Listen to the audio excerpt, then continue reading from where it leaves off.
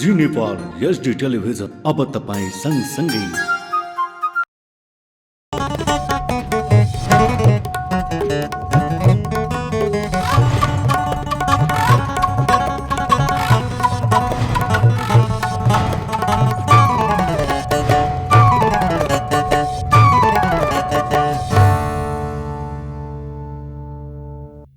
नमस्कार, जी नेपाल न्यूजमा यहाँलाई स्वागत छ। म खेमा जोशी। सुरु गरौं प्रमुख समाचारका शीर्षकहरूबाट।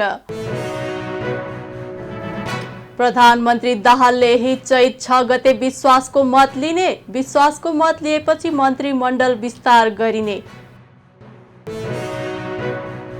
विप्लव नेतृत्वको नेकपा र कर्णजित बुढा नेतृत्वको माओवादी समाजवादी बीच पार्टी एकता। पुँजीवादी सत्ता र संसदीय व्यवस्थाको स्वेच्छाचारी शासन चलेको दावी। नेभी संघ WRC इकाई समितिका असन्तुष्ट समूहद्वारा आमरण अनसन। निर्वाचन समितिले धाँधली गरेको भन्दै सोभियु निर्वाचन अधिकृतको राजीनामा माग। भारतमा कोभिड-19 को संक्रमण बढ्दो क्रममा। महाराष्ट्रमा 24 घण्टामा कोरोना संक्रमितको गति दोब्बर। र फिफा विश्वकप 2026 3 देशमा खेलाइने। विश्वकपमा 48 राष्ट्रको सहभागिता रहने फिफा काउन्सिल बैठकको निर्णय। अब समाचार विस्तारमा। प्रधानमन्त्री पुष्पकमल दाहाल प्रचण्डले यही चैत 6 गते विश्वासको मत लिने हुनुभएको छ। प्रधानमन्त्रीले पार्टीका सांसद र मन्त्रीलाई त्यस दिन कतै कार्यक्रम नपार्न समेत निर्देशन दिइसकेको निकट स्रोतले जनाएको छ। कांग्रेस नेतृत्वमा नयाँ गठबन्धन बनेसँगै प्रचण्ड सरकारबाट एमाले, रासोपा र राप्रपा बाहिरिएका छन्। एमाले र राप्रपाले भने प्रधानमन्त्री माथिको समर्थन फिर्ता लिए पनि रासोपाले कायमै राखेको छ। विश्वासको मत लिएपछि मन्त्रीमण्डल विस्तार गरिने बताइएको छ। सरकार मन्त्रीहरू र अन्य उच्च पदस्थ कर्मचारीहरूले अति आवश्यक बाहेकका अवस्थामा वैदेशिक भ्रमण गर्न नपाउने भएका छन्। मन्त्री परिषदका निर्णय सार्वजनिक गर्न बुधबार सिंहदरबारमा पत्रकार सम्मेलन गर्दै सरकारका प्रवक्ता रेखा शर्माले सरकारका मन्त्रीहरू र अन्य उच्च पदस्थ कर्मचारीहरूले अब उपरान्त अति आवश्यक अवस्थामा बाहेक वैदेशिक भ्रमण नगर्ने निर्णय गरेको जानकारी दिनुभयो। त्यस्तै बैठकले पूर्व मुख्य सचिव लीलामणि पौड्यालको संयोजकत्वमा गठित उच्च स्तरीय तलब सुविधा आयोगको प्रतिवेदन कार्यान्वयनका लागि प्रधानमन्त्री तथा मन्त्री परिषदको कार्यालयका सचिवको संयोजकत्वमा कार्यान्वयन सहजीकरण समिति गठन गर्ने निर्णय गरेको छ। बैठकले एटी एयरलाइन्स विमान दुर्घटना जाँच आयोगको म्याद 45 दिन थप गर्ने निर्णय पनि गरेको प्रवक्ता शर्माले बताउनुभयो। त्यस्तै बैठकले सेनाको महासेनानी पद र 1 र सहायक रथी पद 1 मा बढुवा गरी पदस्थापन गर्ने, नेपाल र अमेरिका अध्ययन भिजा शुल्कमा एकरूपता कायम गर्ने निर्णय पनि गरेको प्रवक्ता शर्माले जानकारी दिनुभयो। दुधको मूल्य, कच्चा दुधको मूल्य जुन बढाएका थियौँ त्यो कुरा पनि बाहिर गइसकेको छ। त्यसको प्रति किसानले पाउने गरेर प्रति लिटर मूल्य 65 रुपियाँ निर्धारण गरिएको थियो, पहिला 55 रुपियाँ भएकोमा। त्यसलाई हामीले बाहिर गइसकेको भएर हुनाले त्यसलाई फेरि सार्वजनिकरण गरिरहन त परेन, मैले संक्षिप्तमा भने। र त्यसबेला हाम्रो 19 गतेकै बैठकमा शिक्षा विज्ञान तथा प्रविधि मन्त्रालयको एउटा निर्णय थियो। नेपाल सरकार र श्रीलङ्का सरकार बीच विज्ञान प्रविधि र नवप्रवर्तनको क्षेत्रमा सहयोग आदान प्रदान गर्ने सम्बन्धी सम्झौतामा हस्ताक्षर गर्नको निम्ति शिक्षा विज्ञान तथा प्रविधि मन्त्रालयका सचिवलाई यो अख्तियारी दिने भन्ने निर्णय गरिएको थियो। त्यो निर्णय बाँकी थियो। त्यो निर्णय मैले यहाँहरूलाई अब आज सार्वजनिकरण गर्न चाहन्छु। र अर्को एउटा भौतिक पूर्वाधार तथा यता मन्त्रालयको प्रस्तावमा निर्णय गरिएको थियो नौढुङ्गा नौबिसे मुङलिन सडक विस्तारको लागि सडक सीमाभित्रका 121 वटा घर टहराहरू भोगचलन गर्ने व्यक्तिहरूलाई क्षतिपूर्ति दिएर घर टहराहरू हटाउने स्वीकृति प्रदान गरिएको थियो।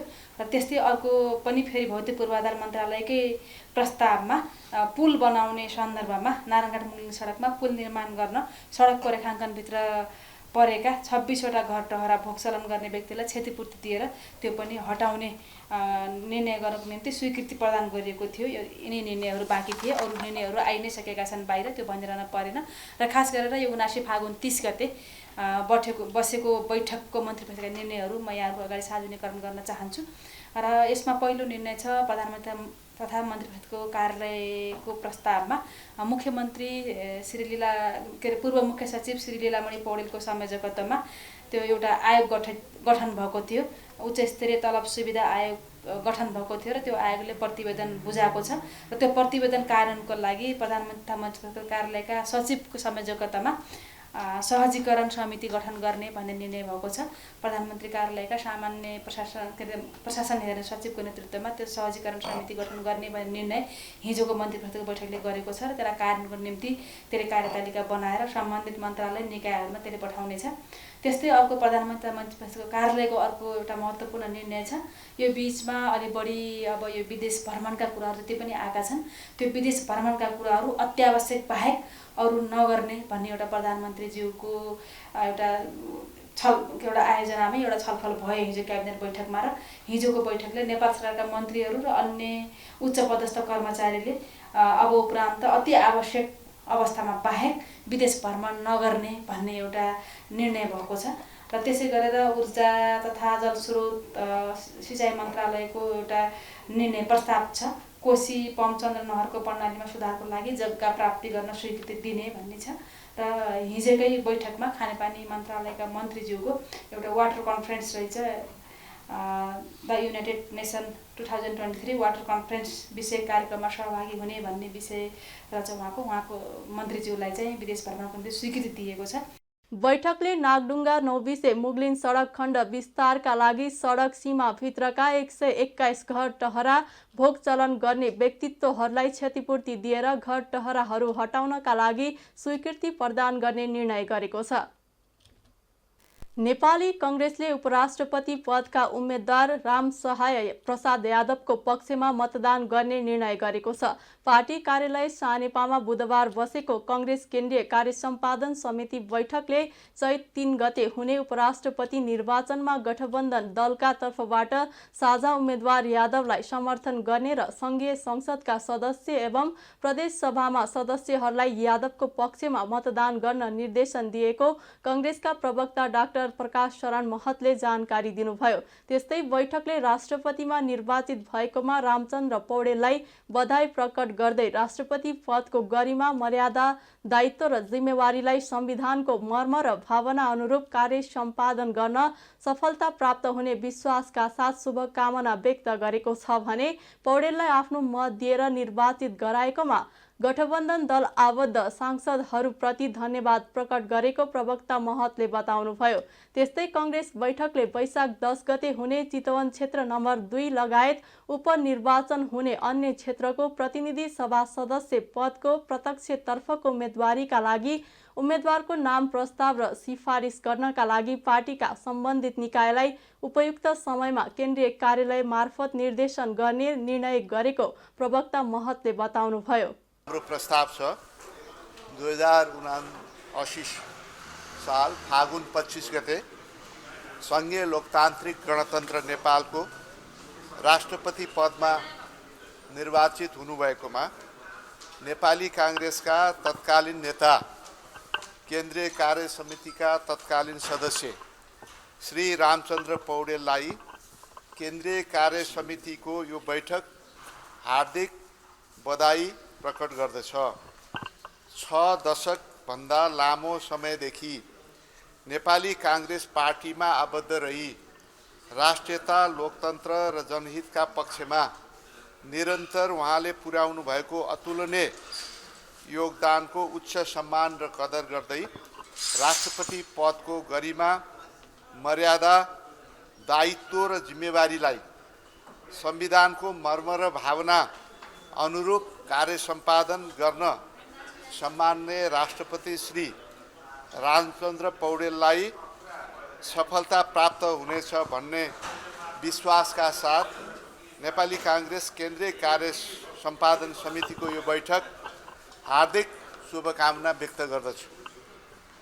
अब दोस्रो प्रस्ताव हामीले जुन पारित गर्यौं त्यसमा छ 2079 फागुन 25 गते सम्पन्न राष्ट्रपति पदको निर्वाचनमा पार्टीका तर्फबाट उम्मेदवार रहनुभएका नेपाली कांग्रेसका तत्कालीन नेता एवं केन्द्रीय कार्य समितिका तत्कालीन सदस्य श्री रामचन्द्र पौडेललाई आफ्नो अमूल्य मत दिनुभई निर्वाचित गराउनु भएकोमा राष्ट्रपति पदको निर्वाचनका गठबन्धन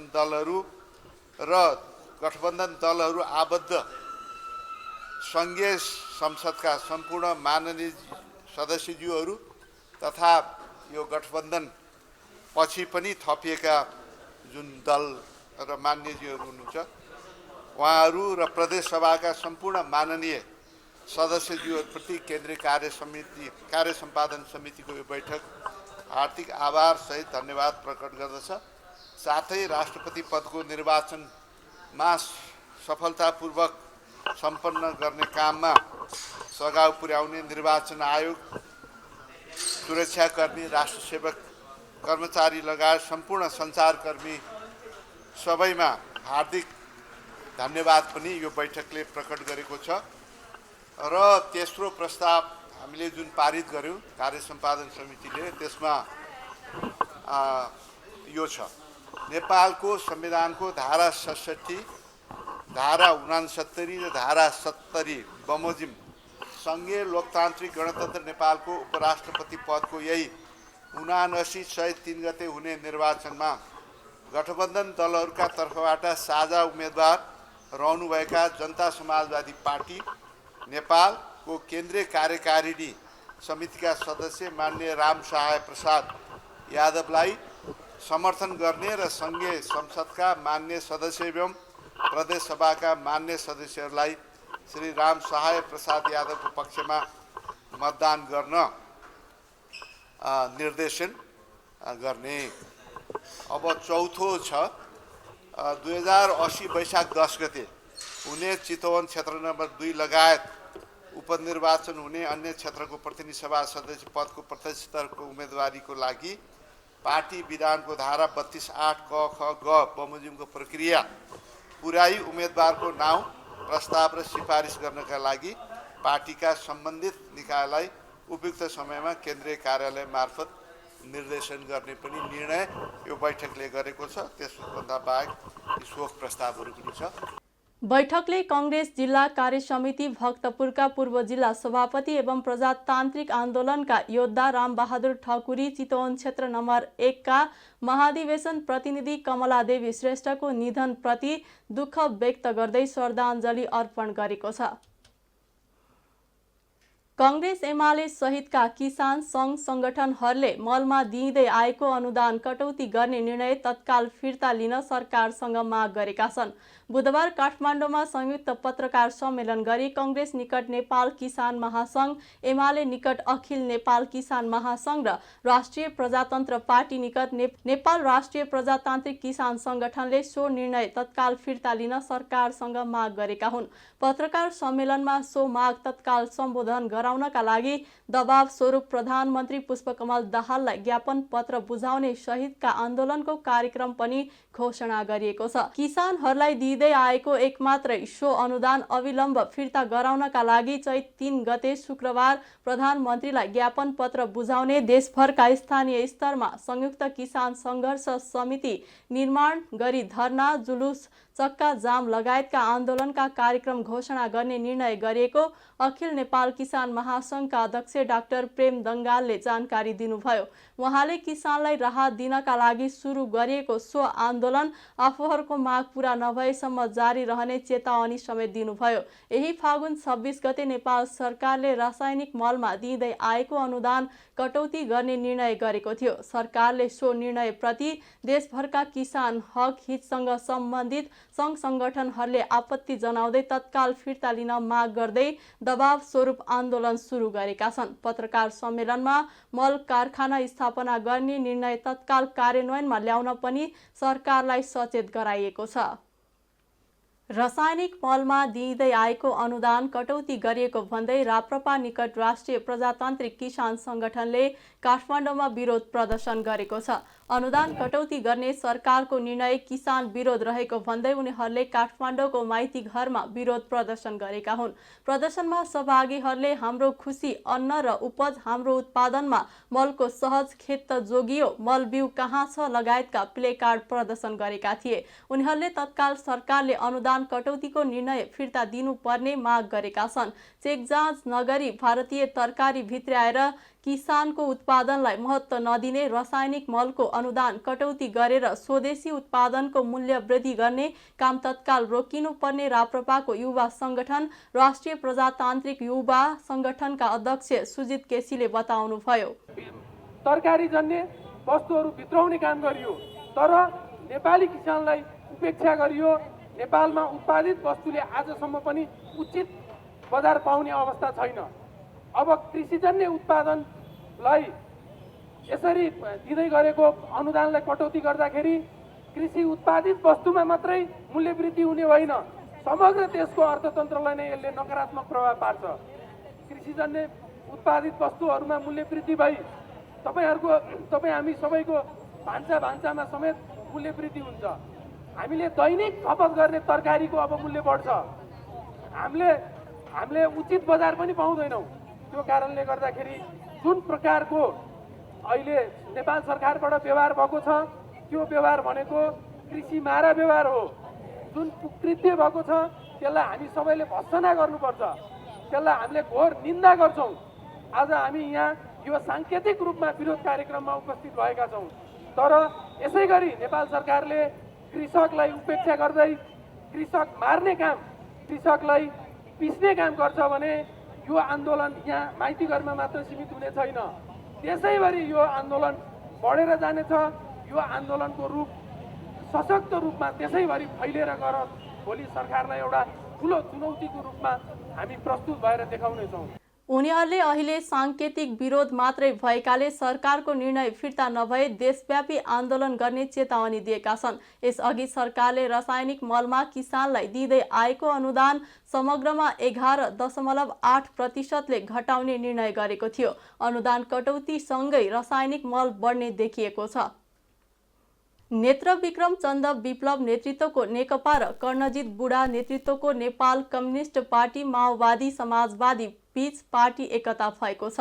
काठमाडौँको प्रज्ञा भवनमा विप्लव नेतृत्वको नेकपा र कर्णजित बुढा नेतृत्वको माओवादी समाजवादी पार्टी बीच एकता भएको हो। तत्कालीन एकीकृत समाजवादीबाट अलग भएका विप्लव र कर्णजित पार्टी एकता गरेर एक ठाउँमा आउने घोषणा गरेका हुन्। अहिले सङ्कटग्रस्त दलाल पुँजीवादी सत्ता र संसदीय व्यवस्थाको स्वेच्छाचारी शासन चलेको बताएका छन्। जसरी माओवादी केन्द्रले अभ्यास गरिरहेको छ या अरू पार्टीले अभ्यास गरिरहेका छन्, सायद त्यहाँको नयाँ पिँढीमा एउटा बहस हुनैपर्छ। 50-60 वर्षको अभ्यास, 20-30 वर्षको अभ्यास र यो 10-15 वर्षको अभ्यासले के कुरा साबित गरेको छ भने संसदबाट संसदमा गोलचक्कर मार्ने राजनीति र त्यो भित्र हराउने कम्युनिस्ट पार्टी र कम्युनिस्ट आन्दोलनले हाम्रो जनताको चाहनाको नेतृत्व गर्न सक्दैन, हाम्रो देशको स्वाधीनताको नेतृत्व गर्न सक्दैन। त्यो कुनै न कुनै रूपले जान अनजान, चाहेर नचाहेर विदेशी मालिक र उनीहरू पुँजीपतिहरू, एकाधिकार पुँजीपतिहरू या भूमण्डलीकृत शक्तिहरूको दलालमा परिणत हुनुपर्ने बाध्यता छ या उनीहरूको गोट्टीमा परिणत हुनुपर्ने बाध्यता छ। एउटा जाँदाखेरि अर्को कम्युनिस्ट पार्टीले गोट्टी बन्यो भन्छ कि। आजकल म यसो हेर्छु, माओवादीको सरकारमा आजकल प्रधानमन्त्री हुनुहुन्छ। अहिले लडाइँ धेरै जसो एमाले पनि अरूले पनि के भनिरहेको छन् भने माओवादी चाहिँ विदेशीको गोट्टी बन्यो।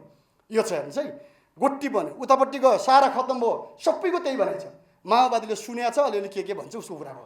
तर जब केपी ओली हुन्छन् त्यसपछि फेरि माओवादीले भन्छ कि यो एमाले गोट्टी बन्यो, आजबाट गोट्टी बन्यो भन्छ, उनीहरू त्यो भन्छन्। तर यथार्थमा कसको चाहना छ छैन त्यो कुरा ठुलो कुरा होइन, गोट्टी बन्नु उनीहरूको नियति हो। अरूको के गर्छ, माओवादीको मुटुमा ढ्याङ्ग्रो चाहिँ बज्दैन, यति चाहिँ निश्चित हो। भन्नुहोस् न, त्यस्ता पनि यो ढ्याङ्ग्रा पचाएर आइसक्यो हुनाले यस्ता ढ्याङ्ग्राले केही पनि छुन्न हामीलाई, भन्नुहोस् न यो होइन।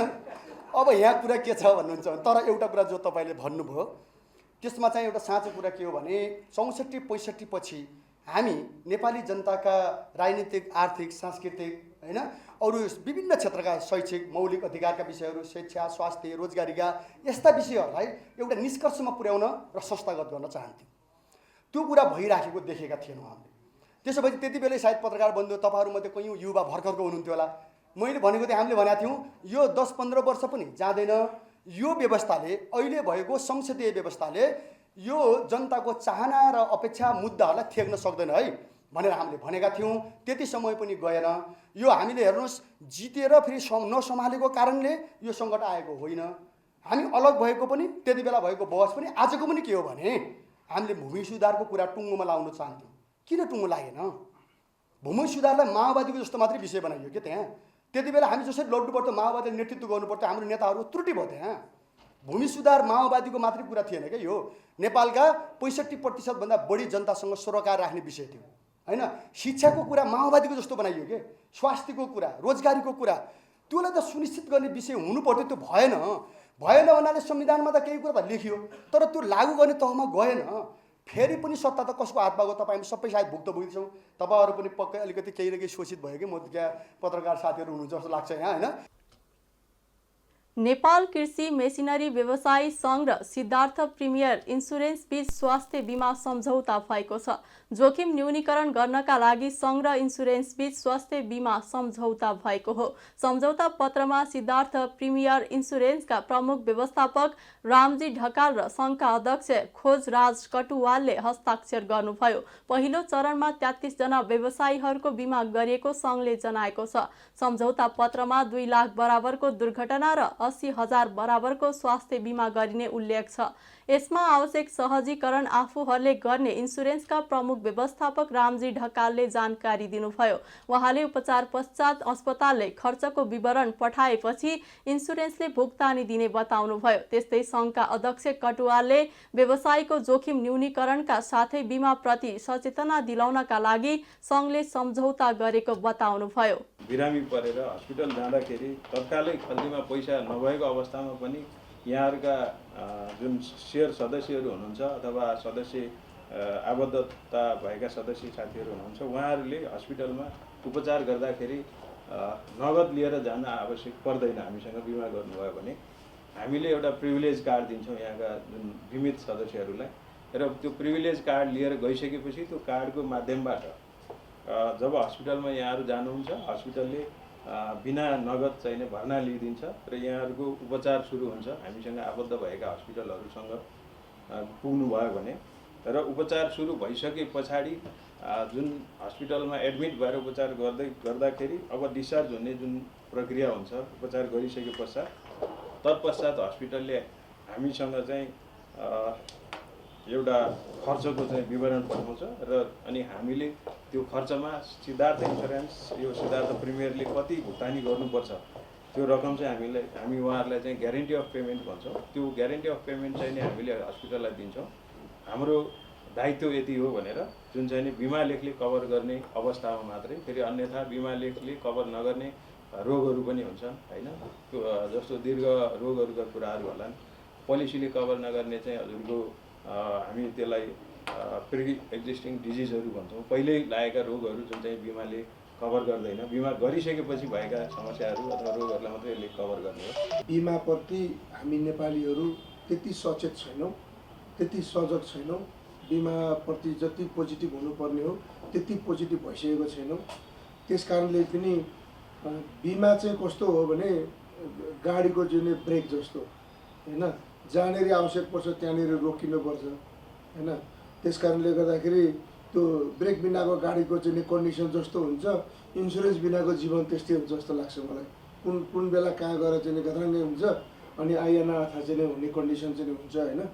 यसका सकारात्मक पाटालाई प्लस गर्दै लाने र यसका चाहिँ केही चाहिँ कन्फ्युजनहरू छन्, सर्भिसहरूमा केही छ भने त्यसलाई चाहिँ सुधार्दै चाहिँ लिएर जान सक्यो र बिमा चाहिँ आम जनस्तरसम्ममा चाहिँ पुर्याउन सक्यो भने हामी नेपालीहरूको यो बिमाको कारणले अरू धेरै सेक्टरहरू सुध्रिन्छ जस्तो लाग्छ मलाई।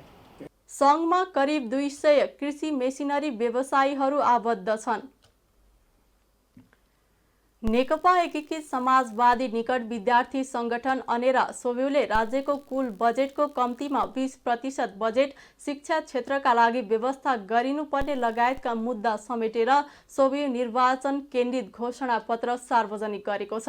बुधबार काठमाडौँमा पत्रकार सम्मेलन गर्दै अनेरा सोब्यूले शिक्षामा व्याप्त निजीकरण र व्यापारीकरणको पूर्ण अन्त्य गरिनुपर्ने, समय सापेक्ष शैक्षिक क्यालेन्डर निर्माण गरी अनिवार्य कार्यान्वयन गरिनुपर्ने, समयमै परीक्षा सञ्चालन र नतिजा प्रकाशन गरिनुपर्ने लगायतका मुद्दा सहितको घोषणा पत्र सार्वजनिक गरेको हो। संगठनले विश्वविद्यालयको पाठ्यक्रम, शिक्षण विधि र मूल्याङ्कन प्रणालीलाई समयानुकूल परिमार्जन गर्नुपर्नेमा जोड दिएको छ। परम्परागत शिक्षा प्रणालीलाई रूपान्तरण गर्दै श्रम र उत्पादनसँग जोड्नुपर्ने, शिक्षण पद्धति अनुसन्धानमूलक र वैज्ञानिक बनाइनुपर्ने अनेरा सोब्यूका अध्यक्ष सुदेश पराजुलीले बताउनुभयो। विद्यार्थीलाई रासन कार्डको व्यवस्था गरी दैनिक उपभोग्य वस्तुमा स्वास्थ्य, मनोरञ्जन र यातायातमा कम्तीमा 50% सहुलियत उपलब्ध गराइनुपर्ने आफूहरूको मुद्दा रहेको उहाँले जानकारी दिनुभयो। सोब्यू बैठक सामाजिक सञ्जालबाट लाइभ गरिनेछ र हरेक 6 महिनामा आय व्यय विवरण सार्वजनिक गरिनेछ। पर्याप्त पुस्तक सहितको पुस्तकालय, सुविधा सम्पन्न प्रयोगशाला, ई लाइब्रेरी, निःशुल्क इन्टरनेट एरिया का लागि पहल गरिनेछ। विद्यार्थीको चाप र आवश्यकता अनुसार भौतिक पूर्वाधार को व्यवस्था, नियमित कक्षा सञ्चालनका लागि पहल गरिनेछ। क्याम्पसमा सरसफाइ, सफा शौचालय, स्वच्छ खानेपानी, सेनिटरी प्याडको व्यवस्था, सुविधायुक्त स्वास्थ्य केन्द्र लगायत विषयका लागि पहल गर्ने अभियान सञ्चालन गरिनेछ। क्याम्पसको आर्थिक हिसाबको हरेक वर्ष सार्वजनिक गराइनेछ। विद्यार्थी भर्ना गरे बापत सोब्यू कोषमा जाने पैसाले गरिब तथा जेनदार विद्यार्थीका लागि छात्रवृत्ति मा प्रयोग गरिनेछ। अब सोब्यूको कोष मूलतः विद्यार्थीका निम्ति समर्पित गरिन्छ र त्यो सोब्यूको कोष चाहिँ अब छात्रवृत्तिको रूपमा परिणत गरिन्छ भन्ने हामीले अठोट व्यक्त गरेका छौँ र हामीले केही नाराहरू हामीले सार्वजनिक गरेका छौँ।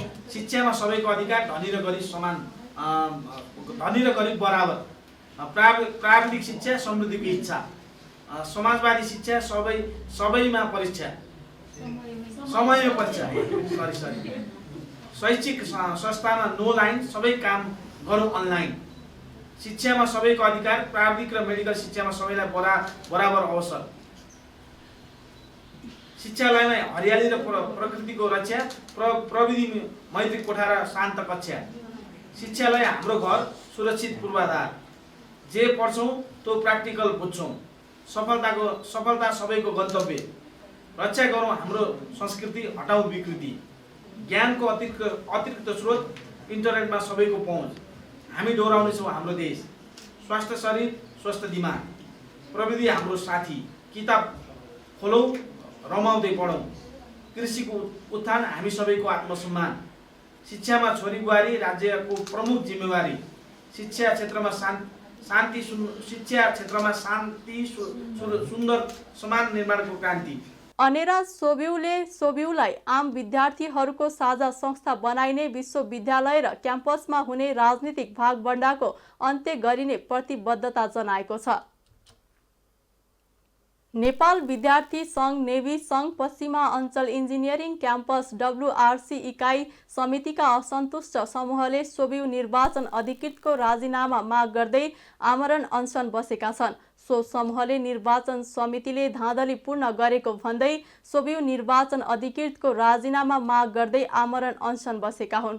सोब्यू निर्वाचनका लागि मनोनयन दर्ता समयमा क्याम्पसको इकाइ बैठक बिना बाहिरी व्यक्तिहरूको अनाधिकृत रूपमा प्रवेश गरेको भन्दै क्याम्पस इकाइ कमिटीका उपसभापति सन्देश पोखरेल, सुमन भट्टराई, सचिन अर्याल सहित 14 जनाले फागुन 27 गते राजीनामा दिएका थिए। सोही समूहले सोब्यू कार्यालय र क्याम्पस प्रशासन कार्यालयमा तालाबन्दी पनि गरेको छ। यही चैत्र 3 गते उपराष्ट्रपति पदका लागि निर्वाचन हुँदैछ।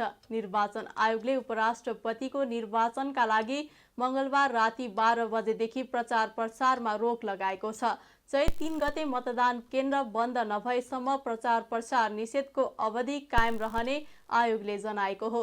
निर्वाचनका लागि उम्मेदवारहरूको मनोनयन पत्र दर्ता भई अष्टलक्ष्मी साक्य बोहरा, प्रमिला कुमारी, ममता झा र रामसहाय प्रसाद यादव उम्मेदवार छन्। प्रमिला कुमारीले आफ्नो समर्थन यादवलाई रहने घोषणा गरिसकेकी छन्। एक रिपोर्ट। निर्वाचन आयोगले चैत्र 3 मा तय गरिएको उपराष्ट्रपति पदको निर्वाचनका लागि मंगलबार राति 12 बजेदेखि प्रचार प्रसारमा रोक लगाएको छ। निर्वाचनका लागि आयोगले निर्वाचन आयोग ऐन 2073 को दफा 22 ले दिएको अधिकार प्रयोग गरी 2079 फागुन 17 गतेदेखि चैत्र 5 गतेसम्म कायम रहने गरी निर्वाचन आचार संहिता 2079 जारी गरिसकेको छ। उक्त आचार संहिता बमोजिम निर्वाचनलाई स्वतन्त्र, निष्पक्ष, विश्वसनीय, पारदर्शी तथा भयमुक्त वातावरणमा सम्पन्न गर्न निषेधको अवधि लागू हुने आयोगका प्रवक्ता शालिग्राम शर्मा पौडेलले मंगलबार जारी गरेको विज्ञप्तिमा जनाइएको छ। निर्वाचन कसुर तथा सजाय ऐन 73 को दफा 24 को 5 तथा निर्वाचन आचार संहिता 2079 को दफा 17 बमोजिम उक्त अवधिमा निर्वाचन प्रचार प्रसार लगायत कुनै पनि प्रकारका छलफल, अन्तर्क्रिया, सभा, सम्मेलन, कार्यशाला, गोष्ठी आदि गर्न निषेध गरिएको छ। साथै उम्मेदवारको पक्ष वा विपक्षमा कुनै पनि प्रकारको प्रचार प्रसार गर्न, मत माग्न SMS, फेसबुक, भाइबर जस्ता विद्युतीय माध्यमद्वारा प्रयोग गरिने सामाजिक सञ्जालबाट मत माग्न, आचार संहिता विपरीत वक्तव्य दिन, प्रेस विज्ञप्ति निकाल्न, प्रकाशन तथा प्रसारण गर्न, सञ्चार माध्यमबाट जित हारको पूर्वानुमानका सामग्रीहरू प्रसार जस्ता कार्य गर्न नहुने आयोगले स्पष्ट पारेको छ। निर्वाचनका लागि उम्मेदवारहरूको मनोनयन पत्र दर्ता भई अष्टलक्ष्मी साक्य बोहरा, प्रमिला कुमारी, ममता झा र राम सहाय प्रसाद यादव उम्मेदवार छन्। प्रमिला कुमारीले आफ्नो समर्थन यादवलाई रहने घोषणा गरिसकेकी छन्। अब उपराष्ट्रपतिमा एमालेबाट साक्य तथा जोसपाका यादव तथा जनमत पार्टीकी ममता झा बीच प्रतिस्पर्धा हुनेछ। उपराष्ट्रपति निर्वाचनमा जसपा संसदीय दलका नेता राम सहाय यादवले 6 दलको समर्थन प्राप्त गरेका छन्। कांग्रेस, माओवादी केन्द्र, एकीकृत समाजवादी, जसपाको प्रस्ताव तथा समर्थनमा उम्मेदवारी दिएका यादवलाई जनमोर्चा र नागरिक उन्मुक्ति पार्टीको पनि समर्थन पक्का भएको हो। जनमत पार्टीकी ममता झालाई समर्थन गरेको लोसपा पनि यादवको पक्षमा सकारात्मक देखिएको छ। जनमत पार्टी भने गठबन्धनबाटै मित्रवत प्रतिस्पर्धामा अघि बढेको छ। गठबन्धनबाट साझा उम्मेदवारका रूपमा अघि बढेका यादवले मंगलबार लोसपाका वरिष्ठ नेता राजेन्द्र महतोलाई भेटेर मत माग्दा सकारात्मक जवाब पाएका छन्। मंगलबारै यादवले नागरिक उन्मुक्तिका संरक्षक रेशम चौधरीलाई काठमाडौँ स्थित दिल्ली बजार कारागारमा भेटेर मत मागेका छन्। पार्टी अध्यक्ष रञ्जिता श्रेष्ठ र अन्य शीर्ष नेतासँग संवाद गरी यादवको पक्षमा मतदान गर्ने प्रतिबद्धता चौधरीले जनाएका छन्। उम्मेदवार यादवले सोमबार प्रधानमन्त्री एवं माओवादी अध्यक्ष पुष्पकमल दाहाल प्रचण्ड, कांग्रेस सभापति शेरबहादुर देउवा र एकीकृत समाजवादीका अध्यक्ष माधव कुमार नेपालसँग भेट गरी मत मागेका थिए। तीनै शीर्ष नेताले यादव आफूहरूको साझा उम्मेदवार भएकाले मत दिएर जिताउने प्रतिबद्धता जनाएका थिए। जसपाबाट 2 वटा उम्मेदवारी परेकोमा सोमबार प्रमिला कुमारीले फिर्ता लिएपछि राम सहाय 6 दलको समर्थनमा गठबन्धनको आधिकारिक उम्मेदवारका रूपमा प्रतिस्पर्धामा होमिएका छन्। गठबन्धन भित्रै दल जनमतले भने उम्मेदवारी फिर्ता लिएको छैन। जनमतका अध्यक्ष सीके रावतले आफूहरू मित्रवत प्रतिस्पर्धामा जाने बताएका छन्। प्रतिपक्षी एमालेबाट उम्मेदवार बनेकी अष्टलक्ष्मी साक्य पनि मैदानमा छिन्। गठबन्धनबाट 2 जना उम्मेदवार प्रतिस्पर्धामा हुँदा अष्टलक्ष्मी एमालेका तर्फबाट एकल रूपमा मैदानमा छिन्। निर्वाचन अधिकृतको कार्यालयले मतदान केन्द्रको 4 किल्ला तोकेको छ। सहायक निर्वाचन अधिकृत अमृता कुमारी शर्माका अनुसार संघीय मतदान केन्द्रका मतदान अधिकृत कृष्ण शरण लामिछाने र प्रदेश सभा मतदान केन्द्रका मतदान अधिकृत मन्दिरा शाहीले 4 किल्ला तोकेको र अन्य कर्मचारी खटाएका छन्। निर्वाचन आयोगले कायम गरेको कुल 52,628 मतभारमा 8 दलीय गठबन्धनको 32,267 मत छ। राम सहायको पक्षमा खुलेका 6 दलको मतभार 30,054 छ। बहुमत अर्थात् निर्वाचित हुन 26,315 मत कटाउनु पर्छ। लोसपासँग कार्यगत एकता गरेको जनमतकी उम्मेदवार ममता झाको पक्षमा 2,213 मत छ। एमालेकी अष्टलक्ष्मी साक्यसँग 15,391 मत छ। राप्रपा र रासपा सहितको 4,970 मत छ। उपराष्ट्रपति पदका लागि चैत्र 3 गते बिहान 10 बजेदेखि दिउँसो 3 बजेसम्म मतदान हुँदैछ। जी नेपाल 4K टेलिभिजनका लागि खेमा जोशी, काठमाडौँ। निजी क्षेत्रको सबैभन्दा ठूलो इन्टरनेट सेवा प्रदायक कम्पनी ओर्लिङ्कले जुम्लामा उच्च गतिको फाइबर इन्टरनेट सेवा शुभारम्भ गरेको छ। बुधबार ओर्लिङ्कले जुम्ला सदरमुकाम खलङ्गामा काठमाडौँकै गुणस्तर बराबरको FTTH फाइबर इन्टरनेट सेवा सुरु गरेको हो। यससँगै जुम्लामा तार सहितको फाइबर इन्टरनेट सेवा विस्तार गर्ने पहिलो कम्पनी ओर्लिङ्क बनेको छ। जुम्लालाई उच्च गतिको इन्टरनेटबाट जोड्न पाउँदा हर्षित भएको ओर्लिङ्कका अध्यक्ष दिलीप अग्रवालले बताउनुभयो। काठमाडौँकै गतिको इन्टरनेट जुम्लामा सुरुवात भएको र अब यसले सिङ्गो कर्णाली प्रदेशलाई जोड्ने अध्यक्ष अग्रवालको भनाइ छ। जुम्लामा फाइबर इन्टरनेट सुरुवात व्यापार मात्रै नभएर देश जोड्ने अभियान भएको पनि अग्रवालले बताउनुभयो। जनता समाजवादी पार्टी नेपालले बिहिबार केन्द्रीय कार्यकारिणी समितिको बैठक बोलाएको छ। पार्टीको तर्फबाट समानुपातिक सांसदबारे निर्णय गर्न बिहिबार दिउँसो 11 बजे बैठक बोलाइएको नेताहरूले बताएका छन्। जसपाकी सहनाज रहमानको निधन भएपछि प्रतिनिधि सभातर्फको एक स्थान रिक्त छ। जसपाको समानुपातिक बन्द सूचीमा मुस्लिम क्लस्टरमा सहनाज रहमान पछि दोस्रो स्थानमा मन्जु अन्सारी रहेकी छन्। एक नेताका अनुसार मन्जु अन्सारी सांसद बन्ने बढी सम्भावना छ। सरकारले पोखरामा भएको एटी एयरलाइन्सको विमान दुर्घटनाको जाँचबुझ गर्न गठित आयोगको म्याद 45 दिन थप गरेको छ। मंगलबार बेलुका बसेको मन्त्री परिषद बैठकले आयोगको म्याद 45 दिन थप गरेको सरकारका प्रवक्ता सञ्चार तथा सूचना प्रविधि मन्त्री रेखा शर्माले जानकारी दिनुभयो। एक माघमा काठमाडौँबाट गएको एटी एयरको विमान पोखरामा दुर्घटना हुँदा सबै 72 जनाको मृत्यु भएको थियो। सरकारले सोही दिन पूर्व सचिव नागेन्द्र घिमिरेको संयोजकत्वमा हवाई विज्ञहरू समेत संलग्न 5 सदस्यीय दुर्घटना जाँच आयोग गठन गरेको थियो। सुरुमा आयोगलाई 45 दिनको समय तोकिएको थियो। आयोगले 3 फागुनमा प्रारम्भिक प्रतिवेदन दिँदै दुर्घटनाको 14 सेकेन्ड अगाडि पाइलट अन्जु केसीबाट प्रशिक्षक पाइलट कमल केसीले कमान्ड लिएको उल्लेख गरेको थियो। जाँच आयोगले काम सक्न बाँकी रहेकाले म्याद थप गरिएको सरकारका प्रवक्ता सञ्चार तथा सूचना प्रविधि मन्त्री रेखा शर्माले बताउनुभयो। उच्च अदालत सुर्खेतले मध्यपश्चिम विश्वविद्यालयको स्वतन्त्र विद्यार्थी युनियन सोभियु निर्वाचन स्थगित गर्न आदेश जारी गरेको छ। मंगलबार स्कुल अफ म्यानेजमेन्ट मुसोममा अध्ययनरत 3 जना विद्यार्थीले मतदानबाट वञ्चित गराएको भन्दै दायर गरेको रिटमा अदालतले यस्तो आदेश दिएको हो। अदालतले अर्को आदेश नआउँदासम्म चैत 3 गते हुन लागेको निर्वाचन रोक्न भनेको हो। अदालतले चैत 8 गते दुवै पक्षलाई छलफलका लागि बोलाएको छ। ती विद्यार्थीले मध्यपश्चिम विश्वविद्यालय लगायत 5 वटा कार्यालय विरुद्ध उच्च अदालतमा रिट दायर गरेका थिए। पोखरा महानगरपालिका 18 भकुण्डेमा चितुवाको आक्रमणबाट 2 जना घाइते भएका छन्। कालिज फार्ममा मंगलबार राति पसेको चितुवाले त्यहाँका कामदारलाई आक्रमण गरेको हो। चितुवाको आक्रमणबाट कास्कीको रूपा गाउँपालिका 4 बस्ने 28 वर्षीय श्रीकृष्ण मल्ल ठकुरी र 23 वर्षीय राजेश तिमिल सिन्हा घाइते भएका छन्। चितुवा फार्मबाट बाहिर निस्कने क्रममा उनीहरूलाई आक्रमण गरेको ओडा प्रहरी कार्यालय बैदामका प्रमुख डीएसपी वेद जोशीले जानकारी दिनुभयो। उहाँका अनुसार उनीहरूको गालामा चितुवाले चिथोरेको र उपचारका लागि अस्पताल भर्ना गरिएको छ। मानिसलाई आक्रमण गर्ने चितुवा खोज्दा मृत अवस्थामा झाडीमा भेटिएको डीएसपी जोशीले बताउनुभयो।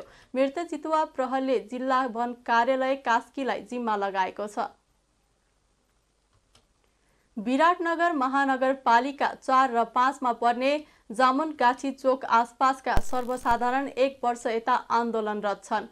हुलाकी राजमार्ग अन्तर्गत पर्ने जामुनगाछी खण्डमा काम नभएका कारण सडक धुलाम्मै छ। ठेकेदार कम्पनी भागेपछि स्थानीयले सडक निर्माणको माग गर्दै विरोध गरिरहेका छन्। सडक निर्माण नभएपछि स्थानीयले गत मङ्सिरको चुनावमा नेता निषेध अभियान नै चलाएका थिए। कोशी राजमार्गको मोरङ सुनसरी जोड्ने 6 लेन सडकको बुढीखोला पुलको निर्माण अलपत्र भएको 1 वर्ष हुन लाग्यो। 2 पटकसम्म ठेक्का अवधि म्याद थप गरेर पुल निर्माण सक्नुपर्ने अवधि 2080 असारसम्म वर्षसम्म पुर्याइएको छ। यी 3वटा आयोजनासँग जोडिएको ठेकेदार कम्पनी भूमि इन्फ्रास्ट्रक्चर प्राइभेट लिमिटेड हो। 1 वर्ष यता कम्पनी सम्पर्कविहीन भएपछि ती आयोजनाको काम रोकिएको छ। त्यसबाहेक भूमिले ठेक्का लिएका अन्य विकास निर्माणका काम पनि अलपत्र छन्। अब अर्थ समाचार। मंगलबार सामान्य बढेको शेयर बजार बुधबार दोहोरो अङ्कले घटेको छ। शेयर बजार परिसूचक नेप्से बुधबार 14.44 अङ्कले घटेर 1938.63 बिन्दुमा झरेको छ। बुधबार सबै समूहको शेयर घटेकोमा माइक्रो फाइनान्स र विकास बैंक समूहको शेयर उच्च अङ्कले ओह्रालो लागेको छ। बजार घटेको दिन 253वटा कम्पनीको 37,16,000 किता शेयर 1 अर्ब 20 करोड 21 लाख रुपैयाँमा कारोबार भएको छन्। सबैभन्दा धेरै एनआइसी एसिया बैंकको 10 करोड 35 लाख रुपैयाँको शेयर किनबेच भयो। बुधबार सबैभन्दा धेरै किसान लघु वित्तको शेयर झण्डै 6% र बाराही हाइड्रो शेयर 5% भन्दा धेरैले घटेको छ। समग्रमा बजार घटे पनि बुधबार सबैभन्दा धेरै युनिक नेपाल लघु वित्त र शुभम पावर कम्पनीको शेयर 10%ले बढेको छ। अब अन्तर्राष्ट्रिय समाचार। भारतमा कोभिड-19 को संक्रमण बढ्न थालेको छ। पछिल्लो 24 घण्टामा भारतमा 402 जनामा कोरोना संक्रमण पुष्टि भएको छ। यो सँगै सक्रिय संक्रमितको संख्या 3903 पुगेको छ। भारतमा फागुन 26 गतेदेखि लगातार संख्या बढ्दो क्रममा छ। दिल्लीदेखि मुम्बई र हिमाचलसम्म कोरोनाका केसहरू तीव्र गतिमा बढ्न थालेका छन्। महाराष्ट्रमा 24 घण्टामा कोरोना संक्रमितको गति दोब्बर भएको छ। हिमाचलको अवस्था पनि उस्तै छ। स्वास्थ्य विभागले अस्पतालमा पर्याप्त व्यवस्था मिलाउन निर्देशन दिएको छ। अब खेल समाचार। सन् 2026 को फिफा विश्वकप फुटबल 48 देशको सहभागितामा आयोजना हुने भएको छ। अमेरिका, क्यानाडा र मेक्सिकोले संयुक्त रूपमा आयोजना गर्ने विश्वकपमा 48 राष्ट्रको सहभागिता रहने रुवान्डामा फिफा काउन्सिल बैठकले निर्णय गरेको हो। विश्वकपमा यसअघि 32 राष्ट्रको सहभागिता रहँदै आएको थियो। विश्वकप 2026 मा 48 टिमलाई 12 समूहमा विभाजन गरिनेछ। हरेक समूहमा 4 टिम हुनेछन्। समूहको शीर्ष 2 टिमले नकआउट चरणमा स्थान बनाउनेछन्। त्यस्तै तेस्रो हुने उत्कृष्ट 8 टिमले पनि नकआउट चरणमा स्थान बनाउनेछन्। अमेरिका, क्यानाडा र मेक्सिकोको 16 शहरमा आयोजना हुने 2026 को विश्वकपमा कुल 104 खेल हुनेछन्, जहाँ 16 युरोपियन राष्ट्र प्रतिस्पर्धामा उत्रनेछन्। शहीद स्मारक ए डिभिजन लिग फुटबलमा एपीएफ क्लबले दोस्रो जित निकालेको छ। बुधबार ललितपुर स्थित च्यासल मैदानमा टोली त्रिभुवन आर्मी क्लबलाई 1-0 गोल अन्तरले हराउँदै एपीएफले दोस्रो जित निकालेको हो। एपीएफको जितमा मणिकुमार लामाले निर्णायक गोल गरे। खेलको 37औं मिनेटमा मणिले निर्णायक गोल गरेका हुन्। जितसँगै एपीएफले 4 खेलमा 7 अङ्क जोडेको छ। आर्मीको यो पहिलो हार हो। आर्मीले 4 खेलमा 5 अङ्क जोडेको छ।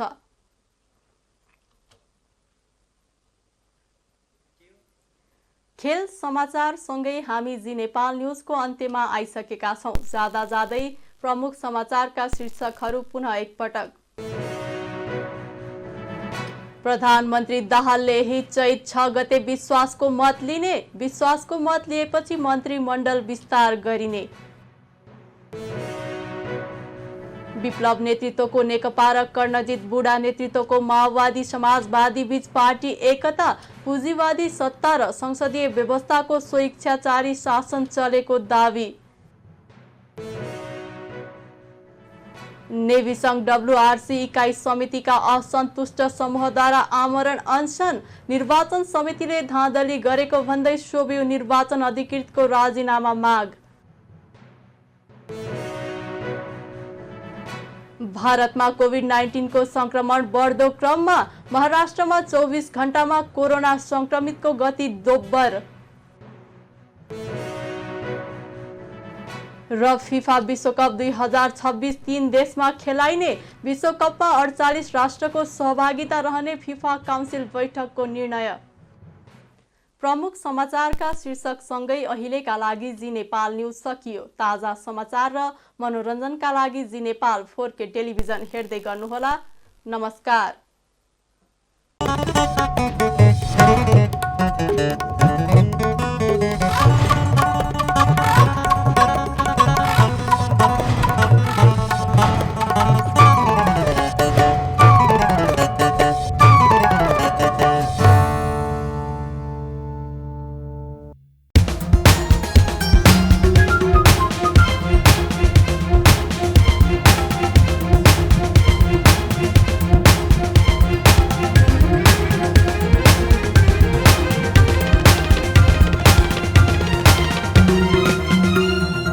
जी नेपाल एचडी टेलिभिजन अब तपाईँ सँगसँगै